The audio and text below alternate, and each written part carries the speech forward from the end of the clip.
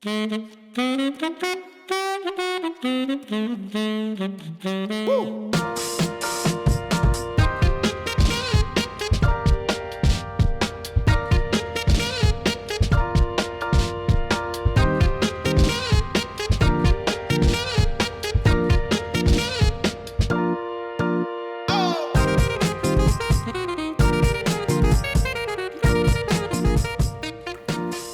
to Night Talks, the University of Florida College of Journalism and Communications talk show produced by students for you. I'm Katie Brown, a first-year student studying media production management and technology. And our guest today is Gaspar Gonzalez, an award-winning filmmaker and writer whose films have aired on ESPN, PBS, BBC, and TV One. He is now the founder and owner of Hammer and Nail Productions, focusing on documentary filmmaking. Hi, Gaspar. Thanks for joining us today. Thanks for having me. It's great to be here. Of course. Okay, right into our first question. You earned your bachelor's degree from UF in English and your master's degree and PhD from Yale in American Studies. How did your time in college prepare you with the skills for your future career? Well, my time at UF, so I was an English major and I was a history minor. But I really took, I remember I took everything. I took anthropology, sociology, art history. I took courses all over the place. And that really was a great foundation for what I ended up doing. I did a PhD and I got my master's along the way in American Studies. So basically I'm a 20th century cultural historian. So history and literature being kind of essential to American Studies. So that was great preparation.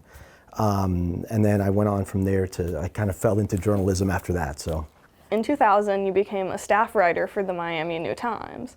What was your beat there and what kind of stories did you get to cover? So back then, the printed edition of New Times was like 180 pages. Wow. And we would write, every issue would routinely have like 2 5,000 word features. Wow. In addition to, 2 or 3 1,500 word features, cultural calendars, profiles. It was like this thick. So there was lots of opportunity to write. And we had a large staff. We had like a dozen staff writers. Oh. So my particular beat, I was lucky in that I was allowed to kind of create my own beat. And I had grown up in Miami, so I was familiar with Miami, even though at that point I hadn't been there for a number of years. But my sort of, and this is where my training came in, I basically wrote profiles, so like 5,000 word features, and a lot of them were like institutional profiles, which doesn't sound exciting, except, so for example, there were places like Hialeah Park, which is, a famous horse track in Miami. And in 2001, Hialeah Park was slated to close as a result of, economics, politics, changing demographics. And I basically wrote a profile of Hialeah Park, which was about all of those things. So I got to write about horse racing and politics and, economics, all of that. And that was kind of my beat, was sort of, making sense of those institutions and giving some historical perspective on how they had evolved or, what have you. And that was great. And I did that for 2 years. A couple years later, in 2006, you began working on films for PBS and ESPN. How did you get started in this medium versus writing what you did before? Well, so my very first film was Muhammad Ali, Made in Miami. So I'll take you back to when I was at the Herald. So at the Herald, I was an editor of they had a standalone cultural weekly. And in February of 2004, that was the 40th anniversary of when Cassius Clay wins the heavyweight championship of the world. And he did that in Miami Beach. That fight with Liston was in Miami Beach. And then a few days later, he announces that he's no longer Cassius Clay, he's Muhammad X, and that becomes Muhammad Ali. He's Cassius X, and that becomes Muhammad Ali. So it was the 40th anniversary, and I really wanted to do something to commemorate that. Except, we had a very small staff. We had 3 staff writers, we had 1 photographer, we had no budget. We had to come up with something that was, doable.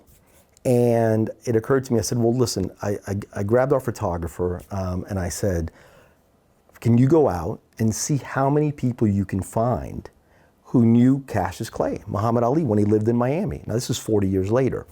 And he disappears, and we had a weeklies, right? So, we went to press, I think, if I remember, Wednesday night.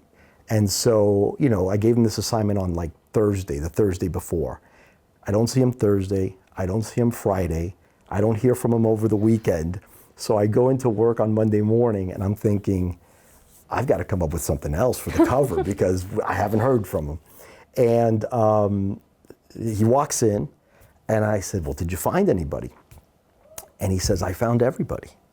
He says, I found his old neighbors. I said, where'd you find them? He said, living in the house next door to where Ali used to live. I'm like, the same house? He's like, the same house. He's like, I found his old sparring partner. And I said, well, where'd you find that guy? He said, he's the bell captain at the Fontainebleau in Miami Beach.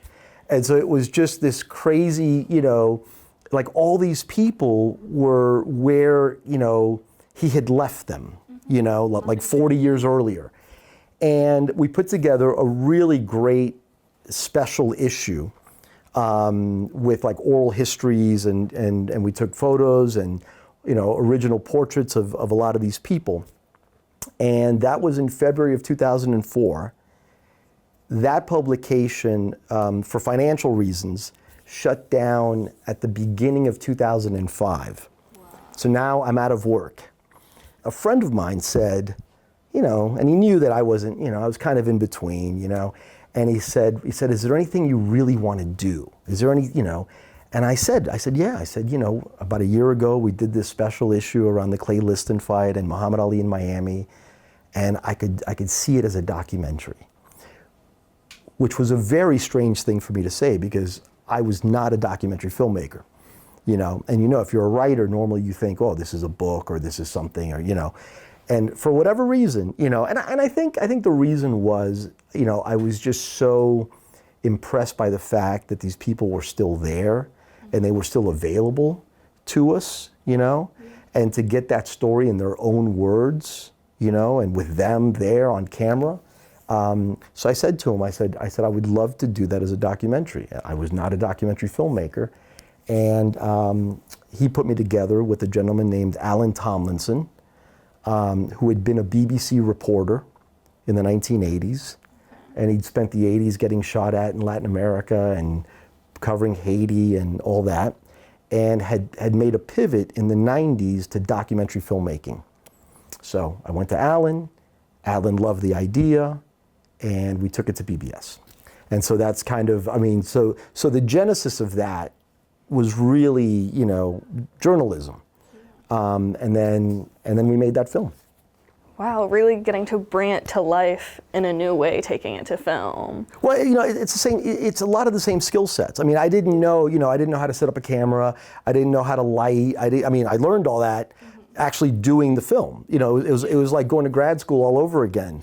But the skill set, in terms of interviewing, in terms of storytelling, putting together a story, absolutely. That skill set, really does translate over. Getting into film really was like a culmination of years' work. Like it wasn't just I want to try this. It was so much more. No, and it was organic. It was, like I said, I wasn't looking to make a film. I wanted to tell a particular story. Mm-hmm. And I felt almost intuitively that the best way to tell that story was on film. And so that was kind of the leap there, if there was one. After that film, you then moved on to a film about Richard Nixon. Yes. What drew you to the story of this former president? So Alan and I did Muhammad Ali Made in Miami, and that had a national PBS premiere in, I believe, August of 2008. And so the sponsoring station, which was in Miami, the PBS affiliate, came to us and said, all right, guys, what's next? And, we wanted to do something that was different, but maybe kind of in conversation with the film we had just made. Muhammad Ali Made in Miami is really about, how crucial Miami was to Muhammad Ali's, Cassius Clay's transformation. Well, it occurred to me that you could tell a similar story about Richard Nixon, right? Richard Nixon loses the presidential election in 1960 to John Kennedy. He then loses a race. He wants to be the governor of California in '62, and he loses that election. And now it looks like, we're never going to hear from Richard Nixon again. He's lost 2 huge elections back to back. And he kind of retreats. He did have a home in Miami. He had friends in Miami. But what's really happening is the rise of the Sun Belt. So places like Florida, Texas, the Carolinas, the population is growing. And these are people who gravitate toward the Republican Party. And Nixon understood, he saw it all, he understood this is what was happening. He understood that the electoral map was shifting. And he was kind of ideally positioned to, reap the rewards of that. And that's how he comes back in 1968 and is elected president. And we thought it would be interesting to tell that story. And I just love the idea of the bookends of, you've got Muhammad Ali, who is, possibly, the iconic kind of symbol of the political left in the 1960s. And you've got Richard Nixon, who's the political symbol of the right of the 1960s. And to do that as a bookend, it was fun. It was interesting. In 2014, you founded Hammer and Nail Productions. What motivated creating your own production company, and what's the significance of the name Hammer and Nail? So I'd done, I think at that point, I'd done, I think maybe 4 films in collaboration under the umbrella of other production companies. And those were great experiences. But I liked the idea of kind of just being able to make my own choices in terms of the projects that we would go after and the projects we would pitch. Just have a little more control on that side. And I thought, yeah, it's time. I should have my own company. And so Hammer and Nail was born. And the name, it actually comes from, it's a little bit of a pet peeve of mine, but a lot of production companies tend to have very elaborate names. Like, I don't know, like Electric Elephant or, there's probably a production company named Electric Elephant. I'll get into trouble now.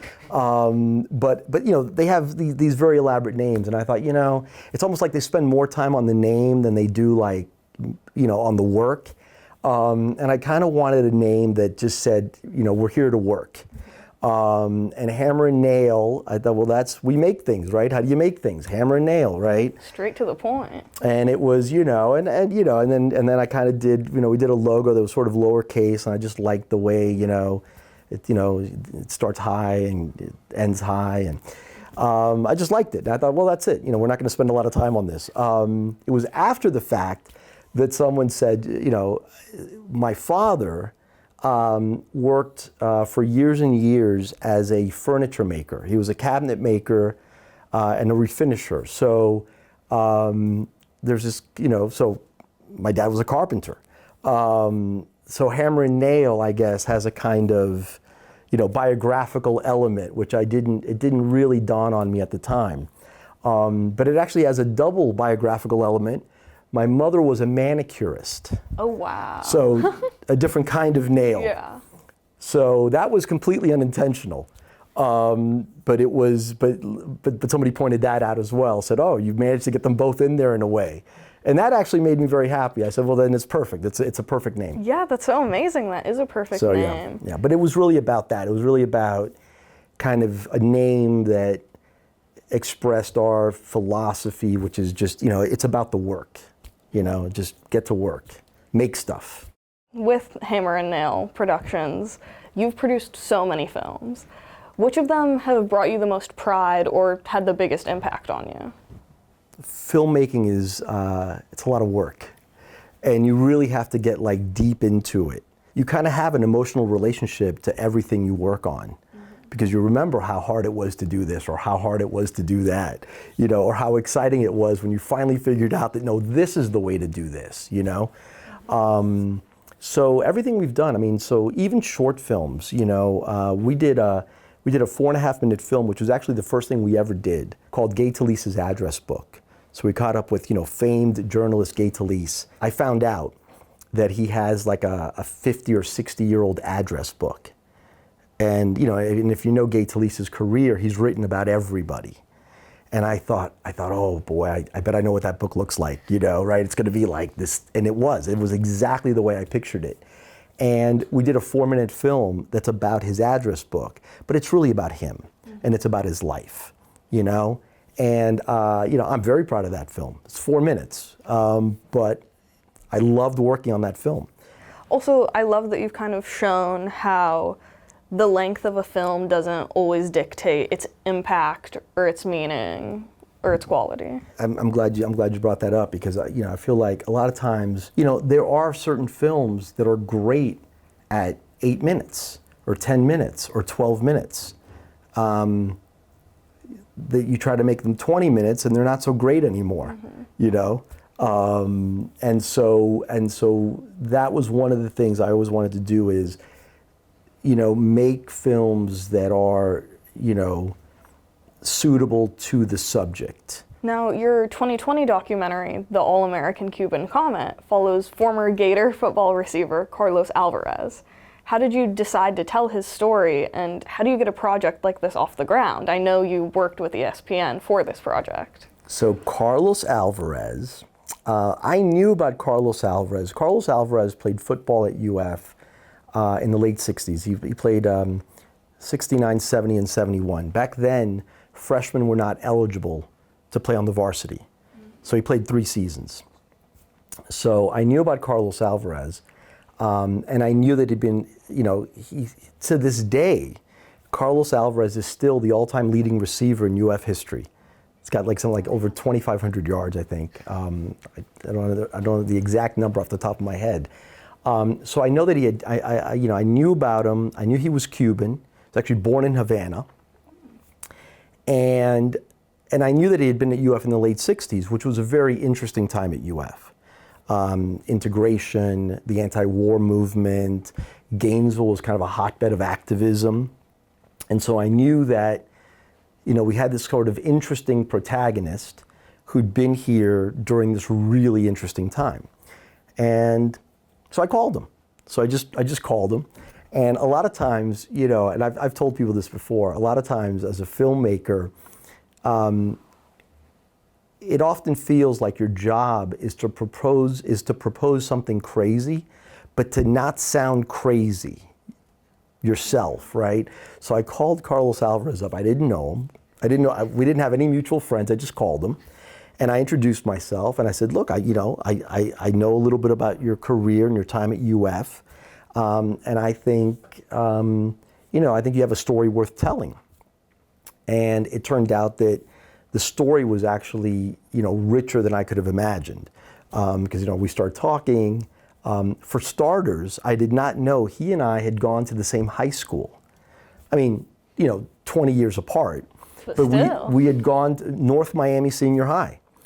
And I did not know that he had grown up in a house not far from the house that I had grown up in, and so we had that in common all of a sudden, and he had been at UF in the late 60s. I was at UF in the late 80s. I graduated in 90, and there weren't a lot of Cubans in the late 60s. There weren't a lot of Cubans in the late 80s at UF, so we had that in common. And then I found out that he got into all kinds of trouble while he was at UF, because he was outspoken and for his activism, and that seemed like a really like a relevant story, and relevant to the current moment. This tension between sports and activism, and so just the more we talked, just the story just got richer, and I said, we're going to do this, we're going to do this, and initially, I hadn't talked to ESPN about it at all, but finally I said, look, I've got this, I've got this project that I really like, and at the time they weren't taking pitches. They had a lot in the pipeline. They had a lot of films in the pipeline. and they said, call us in a year. And I was like, all right, so what date is today? Today is, October 1st. So October 1st, a year later, I called them and I said, what do you think about that film? They said, we love it. Let's do it. And I mean, we were like, literally, I called them, it was late September, early October. We were here for homecoming in 2019. So like 3 weeks later, we were here. Wow, you were on it. We were shooting interviews. We filmed from the sidelines of the homecoming game, which was Auburn that year. It was a great game. One of our cameramen, our DP actually, almost got run over, by a gator on like a 60-yard run up the sideline. I'm like, Richard, he's real close now. He's like, but this is a great shot. I said, he's getting closer. And so anything for the shot. Anything for the shot. So that's how that film happened. I find it so fascinating, and I love that it was a lot simpler creating the story of just calling him up. I feel like people often have this idea that it's this really complex, like, oh, how do I get into contact? How do I start? You just called him up. Well, yeah. I mean, so I mentioned Gay Talisa's address book. Mm-hmm. Now, so, Carlos is kind of he's a regular guy, right? I mean, Gay Talisa is like this legendary New York journalist who has, agents and, you can't just his number's not in the book, right? So I just crafted an email, very short email. So he had done a Q&A. He had done a Q&A where he just offhandedly mentioned that he had this 50-year-old address book. He was trying to make the point that he was a creature of habit. And that's where I saw it. And I thought, So I just did like a very brief email. Hello, my name is Gaspar Gonzalez, And I think I can make a great short film about your address book. And I sent that to his publisher, because I didn't have an email address for him. So it was just like a message in a bottle, right? Yeah. Basically. And and don't be cute. Like when you send those messages, like don't, it's not, hey, I have a great idea, you should call me and I'll tell you, you have to put it all in the email. Because that's it. That's your one shot. Yeah. So yeah, but again, it's just, you have to introduce yourself and you have to, that's, just be determined. There's no art to it. You just introduce yourself. You tell somebody you have an idea. You think you can do something, and maybe they're interested, and maybe they're not. But you'll never find out. You just gotta try. You'll never find out until you get a hold of them. No. Mm-hmm. Now, you've spoken a lot about the joys of filmmaking and creating these stories. What do you think are some of the biggest challenges to creating these great stories? Challenges, there are many. There are many. Access is often a challenge. I mean, you don't always get everybody that you'd like to get. Mm-hmm. You don't always get interviews with everyone you'd like to get interviews with. Sometimes, you'll have what you think is a great idea for a project, and the person or the people are not interested. Money, obviously, is a huge hurdle, to filmmaking, which is why it's great when you've got partners who can, who can give you the kind of budget that you think you need to tell the story the way you want to tell it. And then just practical, there's always a surprise on, there's every film. I mean, you get to the point where you have to get to the point where you're no longer surprised, right? When things don't go at this point, I assume that things aren't going to go the way that we envision them. Mm-hmm. And then when that happens, all right, so now what? So you pivot, and you go to plan B or plan C or plan D or whatever. And that's just so part and parcel of the process that I don't even think about it anymore. It's like oh, there were a bunch of surprises. Well, of course there were, and then you just deal with it and you do your best. Yeah, you just know you got to keep going. You got to get something in the can, and you got to get and you just keep going. Yeah, roll with the punches. Now, finally, What advice would you give to students looking to get into filmmaking today?